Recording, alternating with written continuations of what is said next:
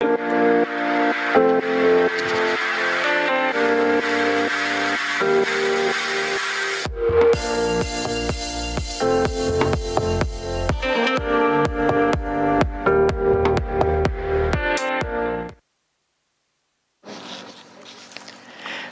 et bienvenue pour cette session sur le multilatéralisme à l'épreuve des nouveaux risques.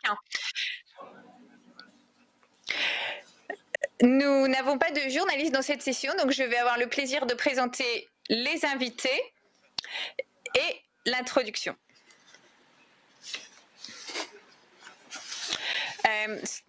J'ai le plaisir d'accueillir Jacques Aschenbroich à mes côtés, le président de Valeo.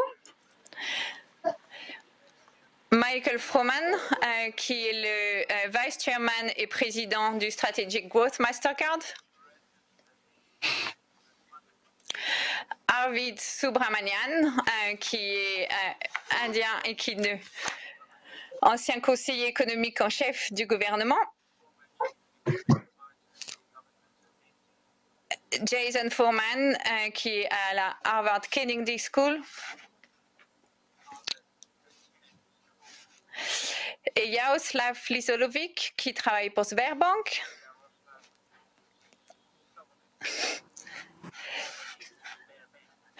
Et enfin, Mahendra Siregar, qui est au ministère des Affaires étrangères d'Indonésie. Donc, pour cette session, on va en fait prendre un petit peu de recul sur l'efficacité du multilatéralisme et en particulier que nous dit la crise du Covid, à la fois sur ses déficiences et sur son avenir.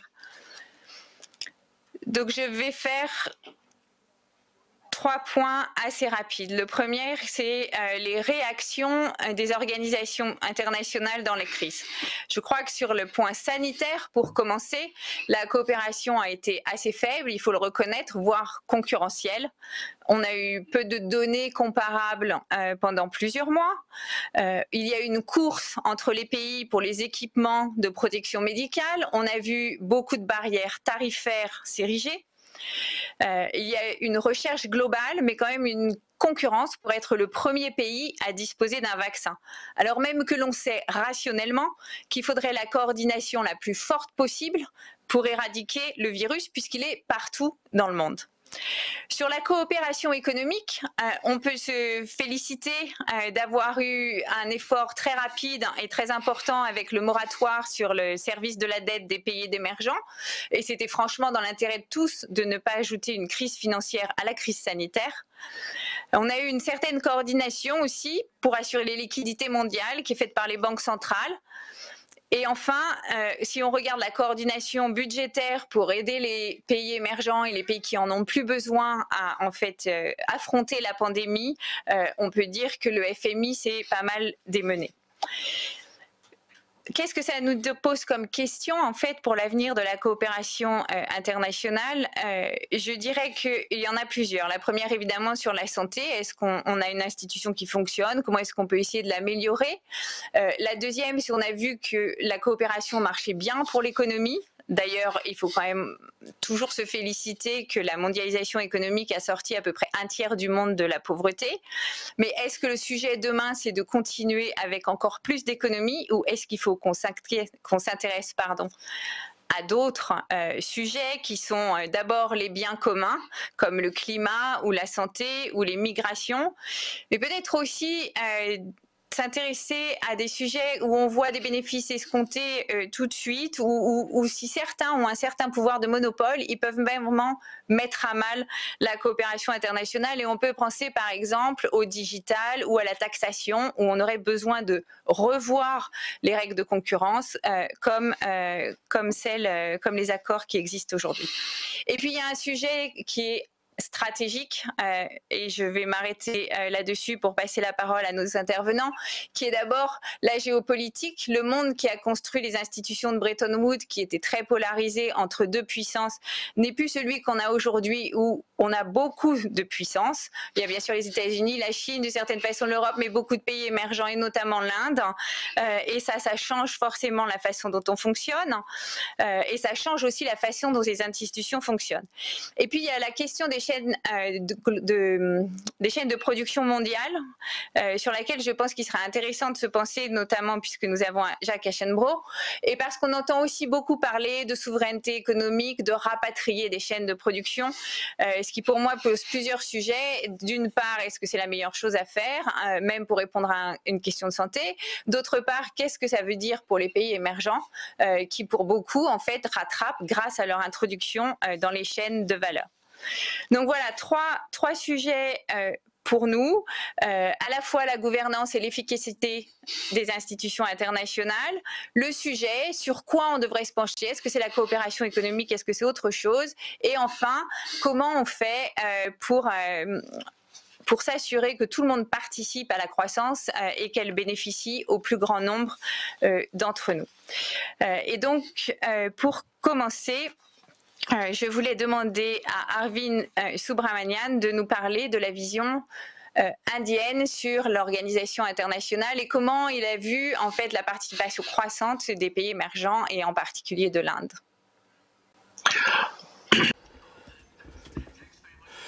Merci aux organisateurs de m'avoir invité. C'est un grand plaisir pour moi d'être avec vous. Je suis loin, vous le savez. Les sujets de cette session, le multilatéralisme vient à point nommé. Je voudrais faire 3 propositions pour lancer le débat. Alors, nous savons que le système international multilatéral tel qu'il prévaut aujourd'hui a été mis en place dans le sillage de la Deuxième Guerre mondiale avec la bienveillance des États-Unis. Le système a fonctionné, il y a eu aussi des problèmes, mais le système a plutôt bien fonctionné. Mais je pense que l'on peut dire, et c'est ma première proposition, je pense que nous ne sommes plus dans un monde unipolaire. On disait qu'il y avait 2 grandes puissances qui coopéraient, qui travaillaient de façon coopérative. Mais pour moi, le monde est différent. Non, on est dans un monde où vous avez les États-Unis et la Chine, les 2 superpuissances. Plutôt que de fournir des biens publics mondiaux, en fait, ils fournissent, ils amoindrissent les institutions. Il y a des problèmes au titre de la propriété intellectuelle, ils ferment leur marché. Donc, en fait, ils diffusent plutôt des erreurs. En fait, on n'a pas de leadership de la part de ces 2 grosses puissances. On a un leadership qui met à bas le système international et qui va au détriment de ces institutions. Donc, en fait, nous n'avons pas un G01, mais en fait, on a 2 superpuissances qui n'assument pas leurs responsabilités. Deuxième proposition que je voudrais faire, en l'occurrence, il ne fait pas l'ombre d'un doute que la coopération s'est effondrée. On en veut pour preuve la crise du Covid-19 et ce qui se passe après. Le FMI, le G20 n'ont pas répondu comme il le fallait. D'autres institutions n'ont pas agi. Et s'agissant de l'OMS, il y a eu aussi de la défiance, notamment son lien avec la Chine. On voit que les organisations internationales, parfois, ne sont pas en très bonne forme. Alors, la proposition numéro 3, c'est se pencher sur le futur. La coopération multilatérale, comment doit-on l'envisager dans ce nouveau monde G-2? Donc, alors, ce que l'on pourrait dire, c'est ceci. S'agissant de la Chine, je pense que sous Deng Xiaoping, il y avait 3 propositions. Donc le Deng Xiaopingisme n'a pas très bien marché. Le dinguisme n'a pas très bien, n'est plus là. Et puis, je pense que la Chine, à l'échelon international, joue un rôle plus grand, il est beaucoup plus centralisé, il est beaucoup plus répressif. D'un point de vue économique, la Chine a fermé les marchés, la Chine se replie sur elle-même. On voit que la Chine est beaucoup plus agressive à l'échelon international en Inde, le Xinjiang, dans la mer de Chine, etc. Donc, nous voyons que les superpuissances, en fait, ne sont pas vraiment à la hauteur. Et puis, il y a un autre argument. L'avenir de la coopération multilatérale, on sait exactement ce qui s'est passé du côté de la Chine. C'est très difficile, hein, mais pour les États-Unis, il faut savoir si le Trumpisme va survivre à Trump. Donc, j'en reviens à la puissance, au pouvoir. Donc, je dirais que la coopération de ces superpuissances n'a pas été au rendez-vous. Mais s'il y a un changement de dirigeant aux États-Unis, que va-t-il se passer? Est-ce que l'on va revenir en arrière? Mais est-ce qu'on va revenir à des formes de coopération? Donc, je pense qu'il ne faut pas prendre cela comme quelque chose étant acquis. Il y a un sentiment anti-chinois, mais il est bipartisan. En fait, il s'agit d'une puissance qui nous met au défi. C'est ce que pensent les États-Unis. Et comment gérer la Chine? C'est une question ouverte. Il y a d'autres thèmes. En fait, il y a un vieux consensus en faveur de la mondialisation. C'est effrité. Donc, que l'on soit contre la Chine, que ce soit des sentiments anti-chinois, que ce soit la mondialisation, qu'il y ait une situation de status quo. Donc, il y a beaucoup d'éléments. Donc, moi, je pense que l'avenir du multilatéralisme dépendra de Trump et s'il survit. Et il s'agit de savoir si le denguisme a survécu à Deng Xiaoping. Donc, les pays émergents tels que l'Inde, vous savez, ils font face à de nombreux problèmes en interne. Alors, peut-être, je pense qu'il faudrait des coalitions des puissances moyennes, le Canada, l'Australie, Singapour, l'Europe. Je pense que c'est peut-être possible, mais je ne pense pas que le Brésil, l'Inde, les nations émergentes n'ont pas suffisamment de cohésion en interne, n'ont pas suffisamment de pouvoir économique pour avoir un impact majeur sur le système et sur la façon dont on va façonner le système. Donc l'avenir en fait du multilatéralisme dépendra de ce G-2. Merci infiniment. En guise de synthèse, l'avenir du multilatéralisme ne porte pas sur les marchés émergents et ce qu'ils peuvent faire, ce que les pays émergents peuvent faire, tels que l'Inde, l'Indonésie. Cela dépend de la façon dont les États-Unis et la Chine s'entretiennent. Donc, je vais demander à Michael Froman de réagir et quelle est sa prise de position. Non, je vais demander à Monsieur Sirigar, en fait. Alors, je voudrais partager quelques points de vue avec vous. Comme tous les aspects de notre vie, le système multilatéral est perturbé par la pandémie du Covid-19 et de son impact sans précédent. Ceci dit, je pense que les attentes ne doivent pas être très élevées en ce qui concerne le multilatéralisme. Je ne pense pas que le multilatéralisme va permettre de sauver le monde. Alors, pour étayer mon argument, je voudrais mettre en lumière 3 faits qui se sont produits pendant la crise du Covid. Si vous regardez les organisations des Nations Unies et les instances des Nations Unies, nous avons vu que les organisations des Nations Unies et les instances des Nations Unies ont fourni une plateforme en matière de coopération internationale, notamment pour le Covid-19 et son impact. Par ailleurs, on a vu qu'il y avait un engagement de ne pas restreindre les flux entre les pays et il s'agissait d'atténuer l'impact de la pandémie et il s'agissait aussi de trouver des formes de coopération pour trouver des vaccins et des remèdes médicaux. Donc la Banque mondiale a permis de mobiliser des ressources internationales pour soutenir les gouvernements nationaux afin d'appréhender les questions budgétaires et fiscales afin de développer aussi les capacités des pays en développement, notamment le rééchelonnement de la dette et du service de la dette. Et dans une certaine mesure, le G20 et l'OCDE ont mené à bien des actions aussi allant dans ce sens. D'autres organisations internationales, le CEPI et d'autres organisations spécifiques ont aussi fourni des pistes de coopération pour la recherche vaccinale et pour des médicaments thérapeutiques. Ils ont aussi conçu des systèmes de diagnostic.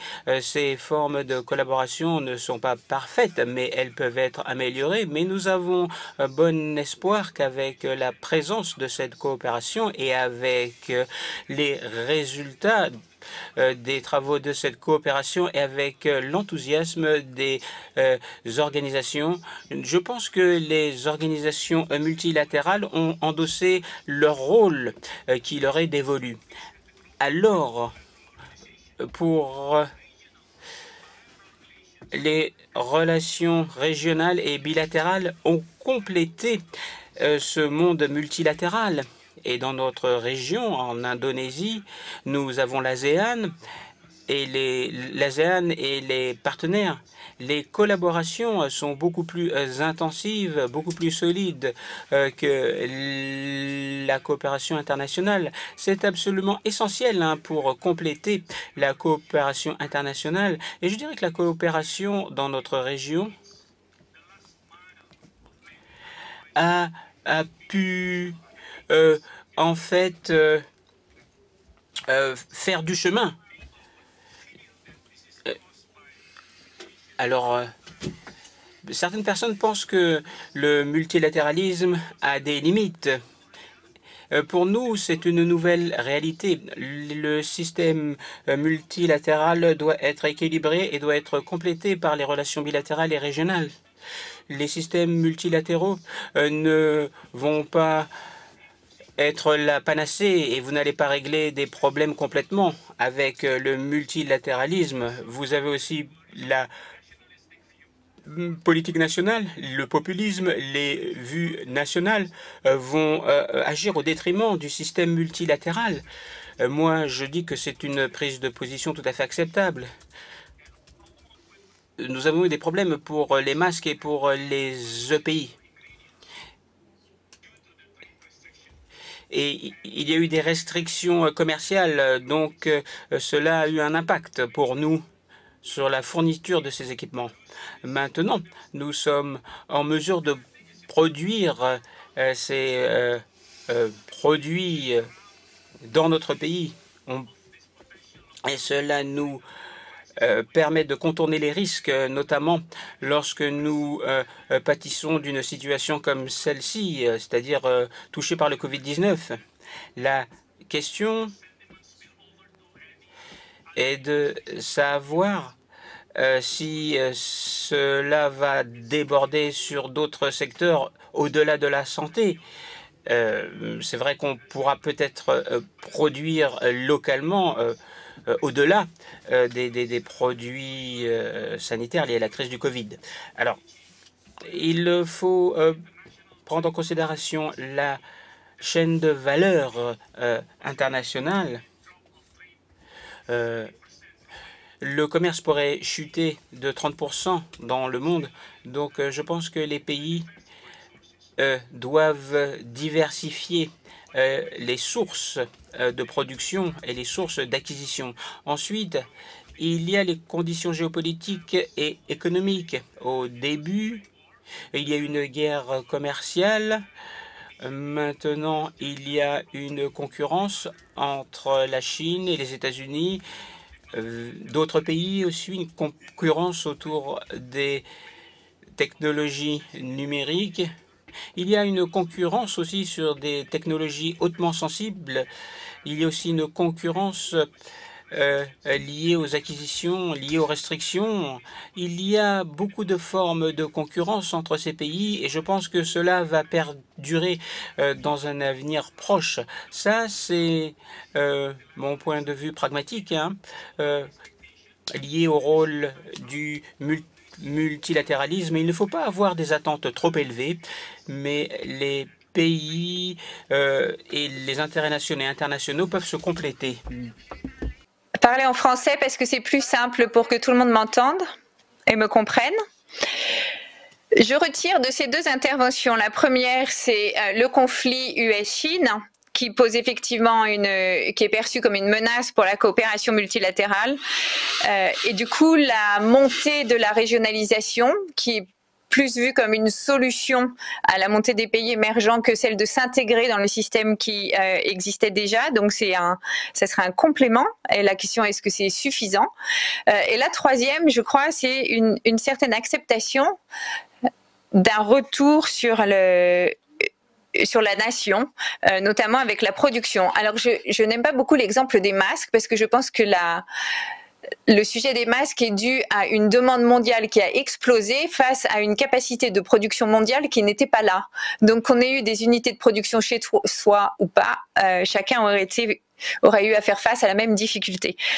Mais peut-être que sur la question, et on verra ça avec Jacques, notamment sur les chaînes de valeur, mais sur la question US-Chine, j'aimerais me tourner vers Jason Foreman qui pour avoir sa vue de justement qu'est-ce qui pourrait se passer dans un monde où les États-Unis redeviennent démocrates. Est-ce que ça change quelque chose à la relation US-Chine et qu'est-ce que ça change à cette relation? Peut-être qu'on peut passer à Michael Froman pendant qu'on règle le problème de Jason. Donc merci de m'avoir ici. Je sais que tout le monde préférerait être dans le magnifique Aix-en-Provence tous ensemble, mais bon, pas possible. Bon, à mon avis, peut-être qu'on se concentre sur en se concentrant sur le multilatéralisme, les institutions, je pense qu'on se trompe ici. Le multilatéralisme est un moyen, c'est pas une fin en soi. C'est un moyen vers une coopération internationale plus efficace. Et c'est la raison pour laquelle ça ne fonctionne pas. Et ça ne fonctionne pas, à mon avis, parce qu'il y a un manque de consensus au niveau de la coopération internationale et un manque de volonté politique également. Et on voit ce que ça se traduit par le populisme, le nationalisme, le protectionnisme, par exemple, et partout dans le monde. Et comme Orban l'a dit dans son intervention très intéressante, c'est des problèmes qui vont exister, qui existent avec Trump et qui vont exister après l'administration Trump. Et ça ne se limite pas aux États-Unis également. Je pense que ça concerne la pauvreté ici, la reprise du contrôle, que ce soit dans l'Union européenne, au Royaume-Uni, une partie de l'Amérique latine, par exemple. Et donc, en fait, lorsqu'on regarde le système international, c'est que on tend à mettre en exergue le dénominateur commun. Le dénominateur commun. Et finalement, les choses se ferment. Excusez-moi, le son est très mauvais. Bon, ça affecte les accords bilatéraux, les accords régionaux, etc. Tout dans un effort pragmatique d'améliorer la collaboration internationale, alors que le système multilatéral peut être un peu paralysé. Alors, si on regarde vers l'avenir, alors on peut se poser la question pourquoi c'est le cas, quels sont les problèmes sous-jacents au niveau de la coopération internationale. Et je pense que c'est un peu difficile à traiter, mais il y a des questions qui traitent de le partage de la charge, la réciprocité, etc. Et on peut prendre tout cela autour de la question à savoir comment on intègre une économie aussi importante, aussi énorme que celle de la Chine, organisée autour de différentes règles et pratiques, et comment on les intègre dans l'économie, dans le système global, économique global. Donc, on a plus un consensus qui a été atteint aux États-Unis, entre les États-Unis et l'Europe, par exemple, et avec des économies émergentes, incluant l'Inde, sur la nature de ce défi. Mais il y a encore pas mal de désaccords, à savoir quelles sont les tactiques à adopter. L'engagement peut jouer, mais qu'est-ce qui arrive si ça échoue? Est-ce qu'on peut utiliser d'autres outils à la disposition des États? Alors, en fait, tout ceci est au service de que j'appellerais la croissance inclusive. Si on doit retrouver un consensus, retrouver la croissance économique, il nous faut une coopération internationale. Il faut que le système soit conçu à partir des principes et pour une croissance qui bénéficie à tous les secteurs, à tous les pays, à tous les secteurs dans ces pays. Et on a vu au cours des dernières 70 années qu'il y a eu beaucoup de progrès qui étaient réalisés au niveau macroéconomique, des milliards de personnes qui sont sortis de la pauvreté, l'émergence des économies émergentes justement, et puis en même temps, on a vu beaucoup d'inégalités apparaître, des déséquilibres au niveau des profits qui vont au capital plutôt qu'au travail, et il y a des problèmes domestiques également qui n'ont pas été traités. Aux États-Unis, il y en a un nombre, problèmes des travailleurs qui arrivent dans une économie changeante, le problème n'est pas traité. C'est vrai dans d'autres économies où la réponse démocratique n'a pas été à la hauteur. Bon, je vais m'arrêter là, si vous voulez bien. C'est très intéressant de voir qu'effectivement, on converge sur la nature des défis et la nature des problèmes, mais on a toujours des difficultés à définir les moyens de répondre à ces défis et à ces problèmes. On va essayer de reprendre Jason s'il peut, et sinon je passerai la parole à Jacques Aschenbrough, qui a des vues à la fois d'un chef d'entreprise, mais aussi sur les institutions internationales, réagissent aux vues à la fois américaines et des pays émergents que l'on vient d'entendre.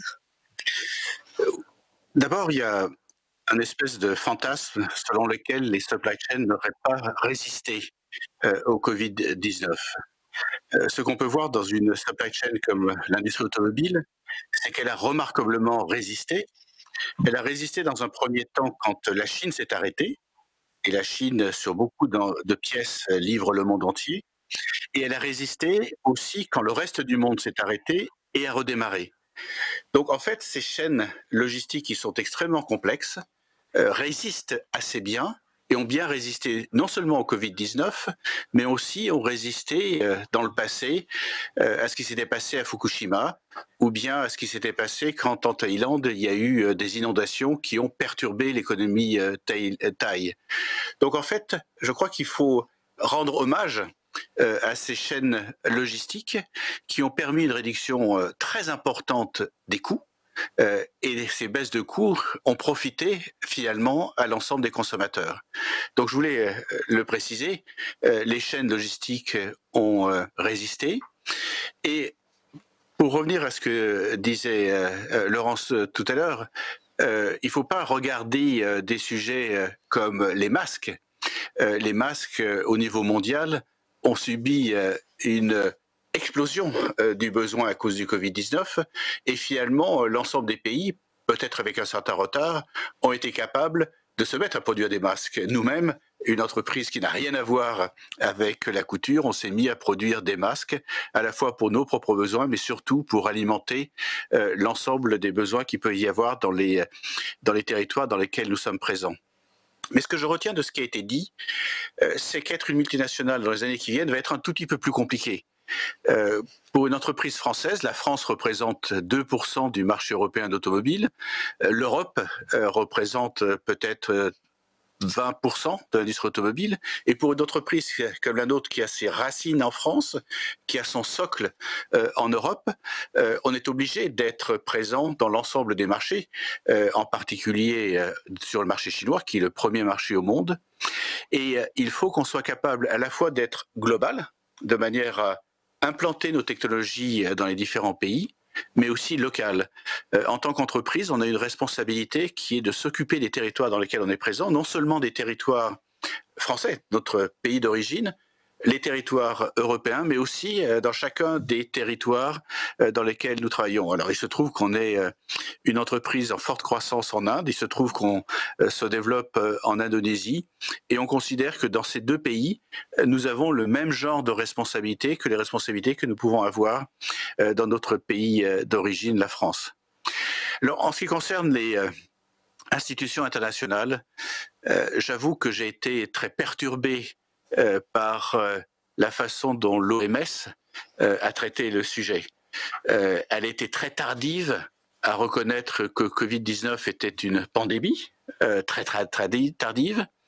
Elle a été très tardive de reconnaître que les gestes barrières et les masques étaient un des éléments indispensables pour permettre et éviter la propagation du virus.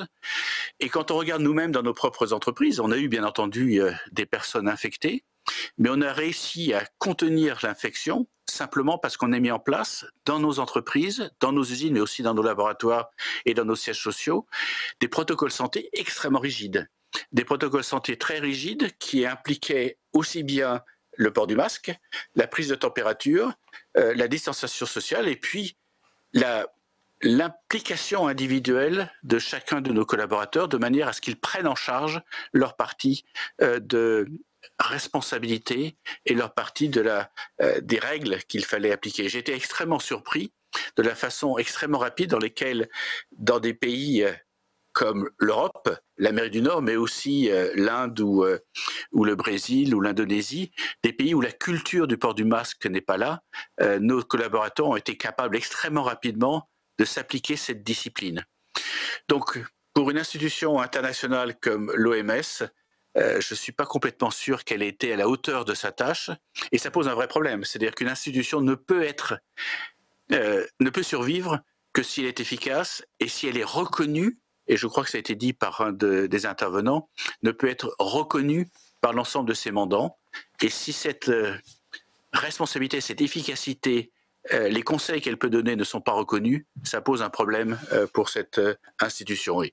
C'est la première fois que j'ai affaire à l'OMS et j'avoue que j'ai été très déçu de la façon dont elle a réglé le problème ou pas réglé le problème. Merci Jacques. Peut-être juste une question. Donc, on parle beaucoup d'arbitrage, résilience, efficacité pour les chaînes de production. Et en fait, ce que vous nous avez dit dans la première partie, c'est que cet arbitrage, il n'est pas plus nécessaire aujourd'hui que ce qu'il était avant, puisque finalement, les deux fonctionnent de votre point de vue. Alors, c'est ce que j'ai remarqué et je crois qu'il faut rendre hommage à l'ensemble des acteurs de cette chaîne de production qui, à des chocs successifs, j'ai rappelé Fukushima, j'ai rappelé les inondations en Thaïlande et maintenant le Covid-19, a fait preuve d'une extraordinaire résilience. Donc je ne suis pas convaincu qu'il faille la réglementer, elle fonctionne. La question qu'on doit se poser, et je voudrais revenir sur un certain nombre de chiffres très simples. Avant la crise, ce n'est pas le cas aujourd'hui parce qu'on subit comme les autres la crise, mais dans nos usines, on produit 8 millions de composants par jour, ou de pièces par jour, et on a 2 milliards de composants qui rentrent dans nos usines tous les jours. Donc c'est une chaîne de logistique extraordinairement complexe qu'on a mis des années à mettre en place.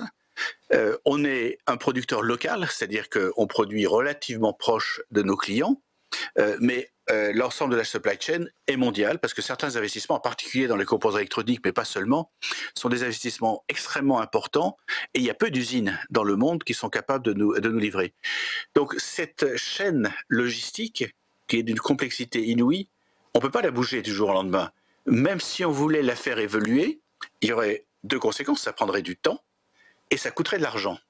Or aujourd'hui, nos clients ne donnent pas une valeur à un risque, ne sont pas prêts à payer plus cher pour qu'on relocalise notre chaîne logistique. Ça veut dire qu'ils ne voient pas le risque et qu'ils ne considèrent pas que diminuer le risque a une valeur. À partir du moment où nos clients et les consommateurs probablement ne seraient pas prêts à payer plus cher leurs produits si la chaîne logistique était relocaliser. Donc si ni les consommateurs finaux, ni nos clients, les constructeurs automobiles, ne donnent une valeur à ce risque, il n'y a aucune chance finalement que cette chaîne logistique soit relocalisée. Merci. Je ne sais pas si on peut avoir Jason, du coup, qui peut à la fois revenir sur la polarisation et sur la question des chaînes de valeur. Donc, ça lui fait beaucoup plus de sujets à traiter que ce qu'on avait prévu initialement. Mais Jason. Okay, great. The phone hopefully works. Yes. Est-ce que vous m'entendez? Très bien. Je suis ravie d'être avec vous en ligne. Désolée pour les petits problèmes. Quand on pense aux États-Unis à l'heure actuelle, il y a deux voies que les États-Unis peuvent suivre en fonction de ce qui se passe en novembre. Il est important de comprendre ce qui est analogue dans ces deux voies et ce qui serait différent. Ce qui est analogue dans les deux voies, c'est que les États-Unis sont un petit peu plus méfiants du reste du monde et aussi en particulier vis-à-vis de la Chine. Du côté économique de la Chine, le rôle joué par la Chine en matière économique, en matière politique, ce sont des avis que le pays partage. Qu'il s'agisse du vice-président Biden ou du président Donald Trump. Ce sont des avis partagés. Ce qui serait différent, en revanche, en fonction des deux approches, c'est le rôle joué par le reste du monde pour résoudre ces problèmes. Avec le président Trump, il y a une certaine hostilité de principe au multilatéralisme. Il n'aime pas le multilatéralisme. Il a une aversion, alors que le vice-président Biden est beaucoup plus intéressé à s'engager vis-à-vis du reste du monde et à coopérer avec le reste du monde. Et la différence peut aussi être discutée avec la Chine. Les États-Unis, les 3 dernières années, ont eu une politique beaucoup plus difficile vis-à-vis de la Chine et n'ont quasiment rien obtenu. Ils ont ils ont réussi à s'accorder sur une certaine quantité d'exportation. Mais d'après ce que me disent mes collègues,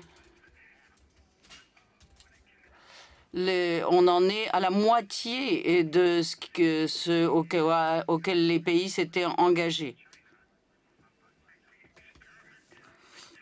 Donc, pour la Chine, on a expérimenté l'attitude dure de manière unilatérale et la solution serait maintenant d'œuvrer ensemble. Et quand je veux dire œuvrer ensemble, c'est retravailler avec l'OMC. Cela signifie aussi renommer des gens qui permettent à l'OMC de faire son travail. Travailler avec la Chine, non en se concentrant sur la quantité de produits américains que les Chinois vont acheter, parce qu'en fait, les États-Unis ne peut pas se joindre à l'Europe pour pousser la Chine à acheter des avions, mais en revanche, on pourrait pousser la Chine, ensemble avec l'Europe, à respecter les règles de propriété intellectuelle, par exemple. Donc, l'orientation vis-à-vis du multilatéralisme et vis-à-vis d'objectifs plus universels de principe, plutôt qu'une gestion unilatérale du commerce, serait mise en place. Et cela éviterait aux États-Unis de se lancer à une guerre économique des États-Unis simultanée avec l'Allemagne, l'Europe, l'Inde, la Chine, et plutôt ça amènerait les États-Unis à travailler à nouveau avec les institutions internationales et à faire partie du jeu beaucoup plus largement Et cela va bien au-delà du simple problème commercial.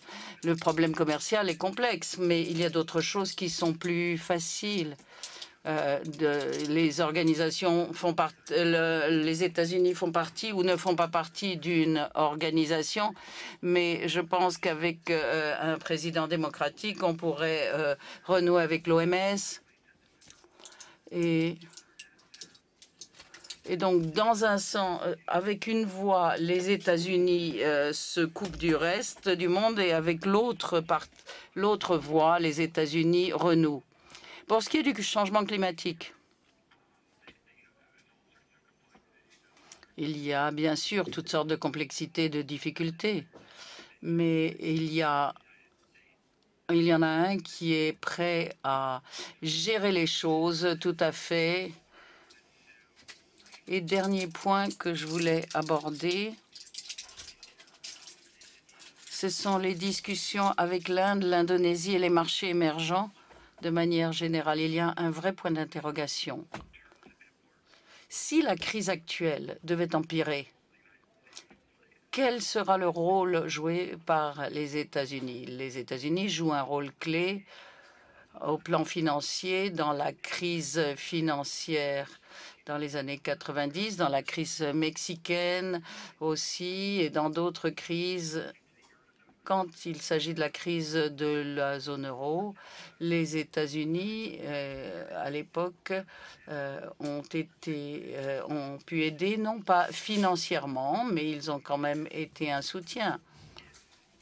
Où en serions-nous maintenant si le FMI dépensait ces trillions de ressources actuelles et qu'on lui demandait les milliards qu'on lui a demandé précédemment?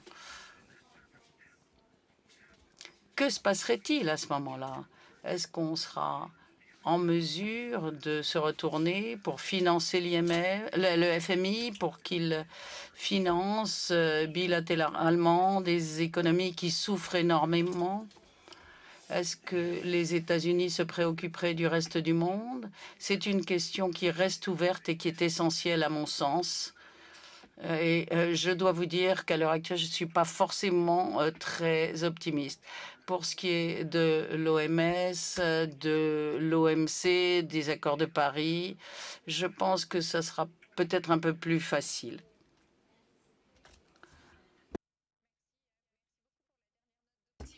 Fin.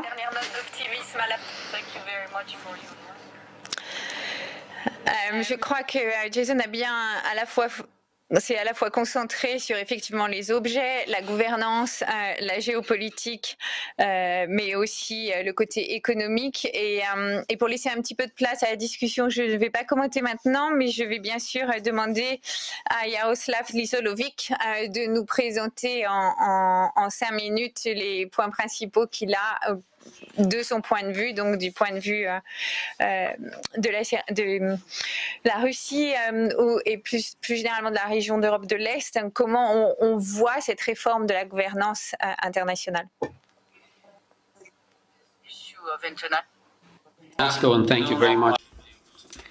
Bonjour, depuis Moscou, je vous remercie de cette possibilité qui m'est donnée de participer à cette discussion. Je crois que dans un sens, ce qui se ressort de la discussion, c'est qu'il y a de toute évidence une absence de coopération internationale et de multilatéralisme. Tout cela est dû en grande partie aux défaillances de gouvernance mondiale et en particulier au manque d'intégration de réserves supplémentaires de multilatéralisme. Cela concerne en grande partie le domaine régional, les accords régionaux, les institutions régionales. Le paradoxe auquel nous faisons face à l'heure actuelle est le suivant. En dépit du rôle important du régionalisme et de l'économie mondiale, et nous avons vu au cours des dernières décennies que les régions ont joué un rôle croissant, il n'y a pas de plateforme de coopération horizontale, par exemple pour le Mercosur, la NASE ou l'Union européenne. Donc, il y a davantage de coopération verticale de ces organisations avec des organisations telles que l'OMC, le FMI et la Banque mondiale.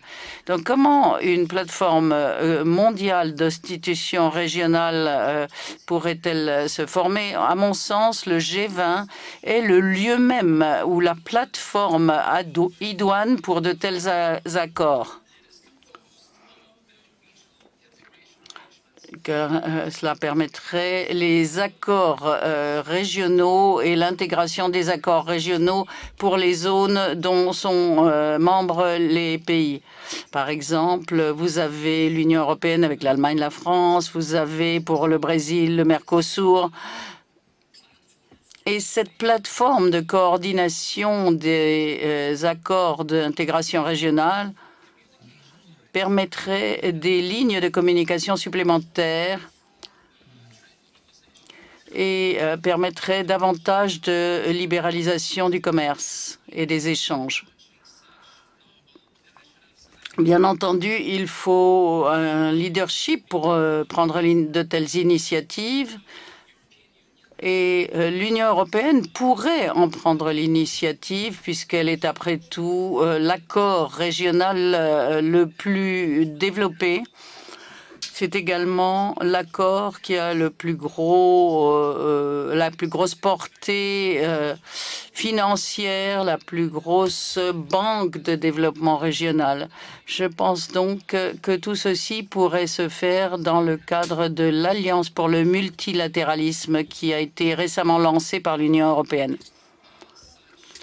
J'estime donc que si l'on crée un tel arrangement, une telle plateforme, cela nous amènera une impulsion supplémentaire de libéralisation des échanges et renforcera les forces multilatérales de l'économie mondiale. C'est tout ce que je voulais vous dire. Je vous remercie.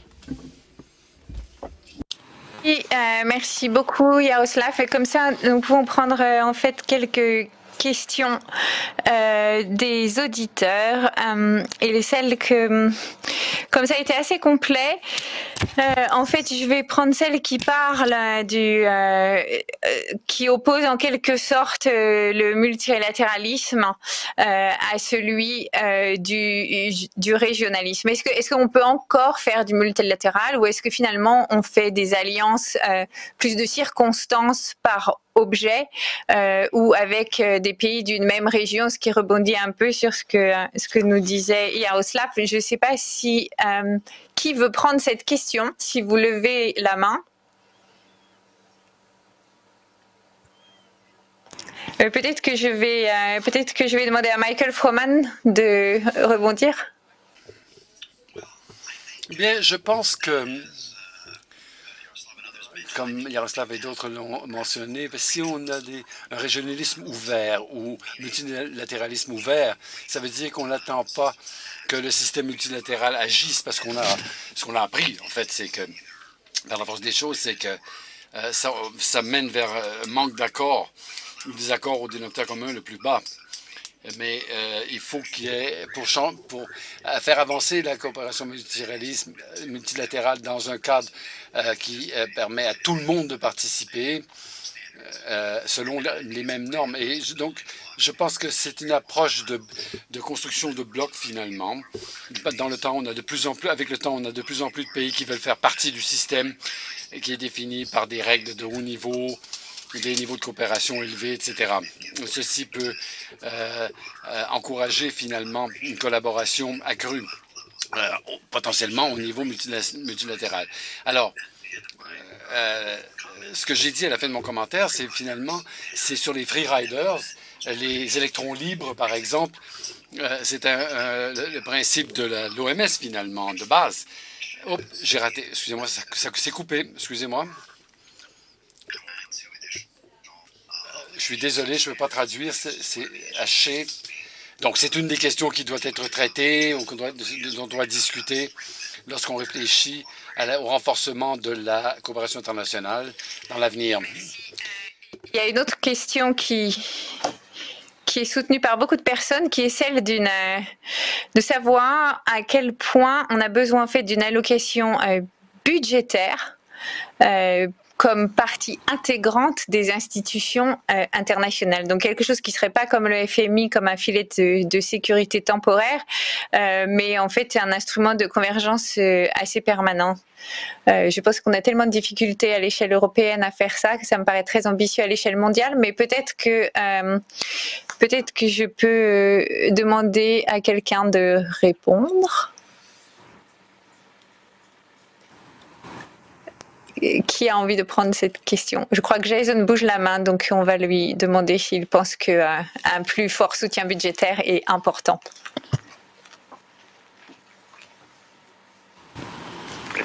Oh.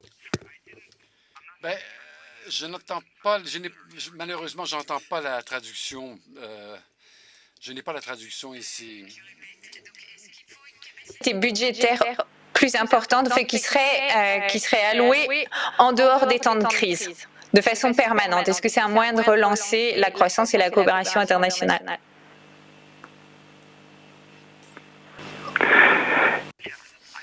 Oui, je pense que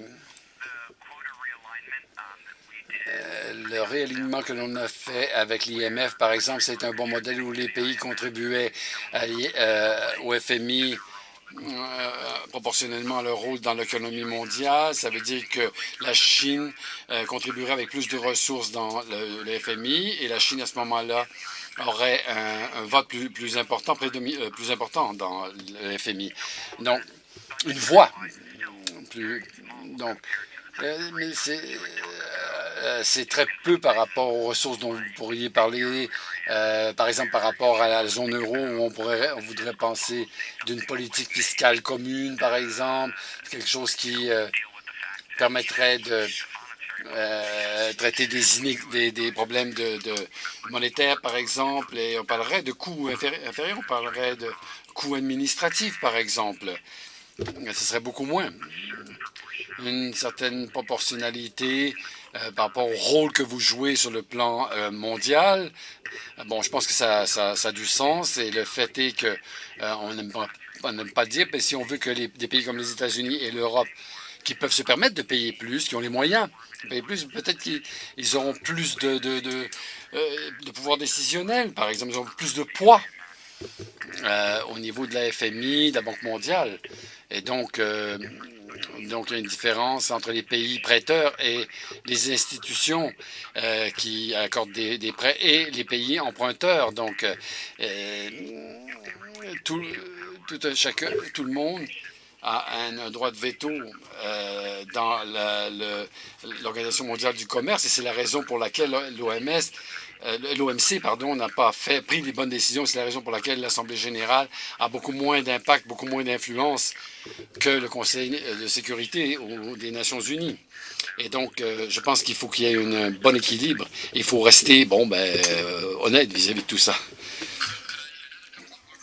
Si je pouvais ajouter quelques mots là-dessus, si je peux me le permettre, oui.